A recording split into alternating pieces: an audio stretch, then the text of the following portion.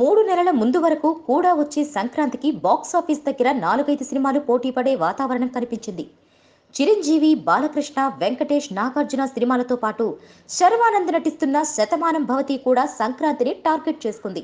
ఎవ్వరూ కూడా వెనక్కి తగ్గకుండా సంక్రాంతికి మేం ఖచ్చితంగా వస్తామని ప్రకటనలు గుప్పించారు. దాంతో పోటీ రసవత్తరంగా ఉండబోతోందని ఊహించారు ప్రేక్షకులు. కానీ విడుదల తేదీ దగ్గర పడుతున్న కొద్దీ కొన్ని సినిమాలు వెనక్కి వెళ్లిపోయాయి.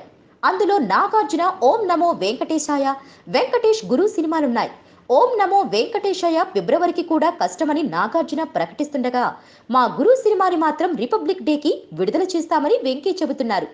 దీన్ని బట్టి సంక్రాంతి బరిలో నిలిచే సినిమాలు 3 అని తేలిపోయింది. చిరంజీవి ఖైదీ నంబర్ 150తో పాటు బాలకృష్ణ గౌతమిపుత్ర శాతకర్ణి, శర్వానంద్ శతమానం భవతి సినిమాలు మాత్రమే సంక్రాంతికి విడుదలవుతాయి.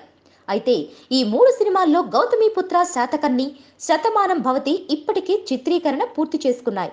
గౌతమిపుత్ర శాతకర్ణి దర్శకుడు క్రిష్ తన సినిమా రన్ టైంతో సహా చెబుతున్నాడు. శతమానం భవతికి కూడా నిన్ననే గుమ్మడికాయ కొట్టేశారు. కానీ చిరు సినిమా మాత్రం ఇంకా షూటింగ్ జరుపుకుంటూనే ఉంది. కాస్త టాకీ పార్ట్తో పాటు కొన్ని పాటలు కూడా షూట్ చేయాల్సి ఉందట. ఈ లెక్కన అందరికంటే వెనకపడింది చిరంజీవినే అన్నమాట.